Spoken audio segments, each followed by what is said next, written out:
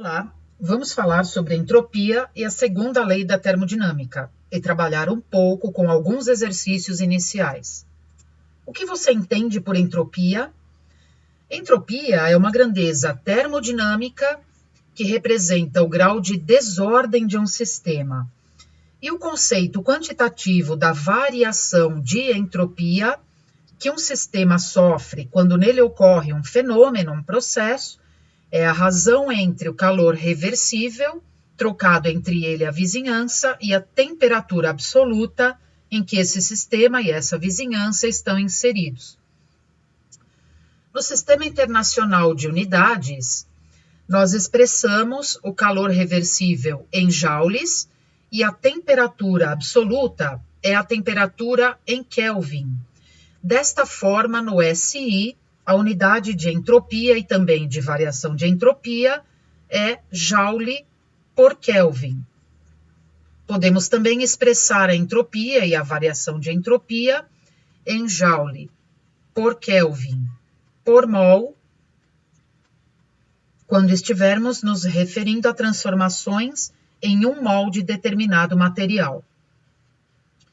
E a segunda lei da termodinâmica? Bem, ela aparece enunciada de diversas formas por diversos autores, mas a ideia central dela é: quando ocorre um processo espontâneo, a entropia total aumenta. De outra forma, podemos dizer que um processo é espontâneo quando, pela sua ocorrência, acontecer um aumento total de entropia, ou seja, o ΔS total é maior do que zero, é positivo para processos espontâneos. E o que é esse ΔS total? Depende.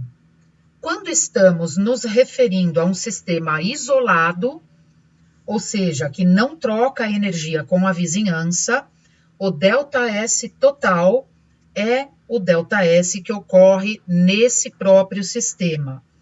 Mas, quando estamos nos referindo a um sistema que não é isolado, ou seja, que troca energia com a vizinhança, precisamos levar em conta também a variação de entropia ocorrida nessa vizinhança. Assim, o ΔS total é a soma dos ΔS que ocorrem no sistema e na vizinhança. De qualquer forma, o ΔS total, também denominado ΔS do universo, é positivo, maior do que zero, quando ocorre um processo espontâneo. Vamos ver agora alguns exemplos de exercícios de aplicação sobre entropia e a segunda lei da termodinâmica. Exemplo 1. Determine qual dos dois sistemas de cada um dos itens a seguir apresenta a maior entropia, a maior desordem. Item A. Sistema 1, constituído por 1 mol de oxigênio gasoso a 25 graus Celsius, ou sistema 2, constituído pelo mesmo oxigênio gasoso, só que agora a 60 graus Celsius. Eu sugiro que você pause agora este vídeo e pense um pouco, anote sua resposta e dê o play novamente para conferi-la com a resposta que eu vou dar daqui a pouco. Pause agora, então. Bem, a resposta é oxigênio gasoso a 60 graus Celsius. A temperatura maior indica que o grau de agitação das partículas no sistema é maior, e assim o espalhamento dessas partículas, sua distribuição, sua desordem é maior. Lembre-se que entropia é desordem. Vamos ver o item B. Sistema 1 com água líquida ou sistema 2 com gelo, água no estado sólido. Ambos os sistemas com a mesma quantidade de matéria e nas mesmas condições. Pause este vídeo, pense um pouco e retorne com sua resposta. Então, a resposta é água no estado líquido. A justificativa é que no estado líquido as partículas estão mais desordenadas que no estado sólido, com maior mobilidade. no estado de agitação maior, comparativamente com o estado sólido, este com as partículas menos livres, mais organizadas. Item C. Sistema 1 com bromo líquido ou sistema 2 com bromo gasoso. Pause agora e retorne com sua resposta. A resposta é bromo no estado gasoso.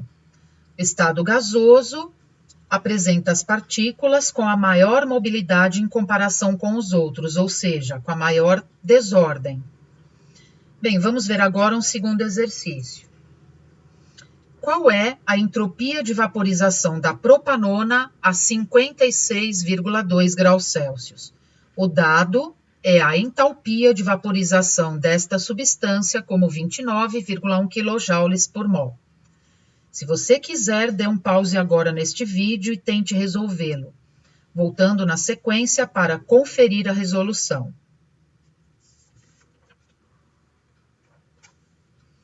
Bem, vamos ver a resolução então. Nós temos que a entropia de vaporização de uma substância é o calor reversível trocado entre sistema e vizinhanças, que, sob pressão constante, com o sistema aberto, que é este caso, é igual à entalpia de vaporização dessa substância.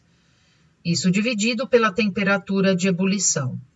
Bem, a entalpia de vaporização foi dada como 29,1 kJ por mol e a temperatura de ebulição, que é 56,2 graus Celsius, eu vou somar 273,15 para transformar a temperatura em Kelvin. E este resultado é 329,35 Kelvin. O prefixo quilo no Sistema Internacional vale 1000 e, portanto, eu vou substituí-lo por 1000, fazendo com que eu tenha 29,1 vezes 10 a 3 joules por mol, e eu vou dividir isso por 329,35 Kelvin. O resultado desta divisão, 29,1 vezes 10 a 3 por 329,35, é 88,4 na unidade que sobrou. Joule, que já está no numerador, Kelvin está no denominador, mas é escrito no numerador com o sinal de seu expoente invertido, e o mol a menos 1 já estava no numerador e lá permanece, sendo esta a resposta deste exercício. Vamos ver um terceiro exercício. Use a regra de Truton para estimar a entalpia de vaporização do bromo líquido que ferve a 59 graus Celsius.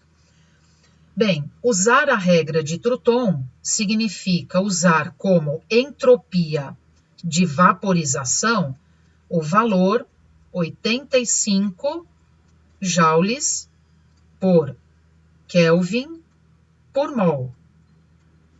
Verificou-se experimentalmente que a vaporização de 1 mol de qualquer líquido gira em torno de 85 joules por Kelvin. Então, vamos usar este valor e usar a regra de Truton significa exatamente isso. Bem, temos que a entalpia de vaporização é a entropia de vaporização multiplicada pela temperatura de ebulição. Bom, a entropia de vaporização é 85 joules por Kelvin por mol, e a temperatura de ebulição, mas não em graus Celsius, em Kelvin, ou seja, vou somar 273,15 a este valor. Então, eu tenho a temperatura de ebulição do bromo líquido como 332,15 Kelvin. A unidade Kelvin é eliminada. Esta multiplicação dá 28.000, 232,75 na unidade que sobrou, joule por mol. Só que eu vou escrever de forma diferente.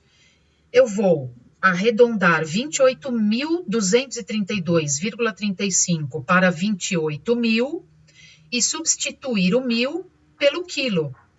Então, reescrevendo este valor de uma maneira mais elegante, eu tenho 28.000, ou seja, 28 quilojoules por mol. Então, o resultado deste exercício, 28 quilojoules por mol. Um exercício 4 pede a entalpia de fusão de 10 gramas de gelo a 0 graus Celsius.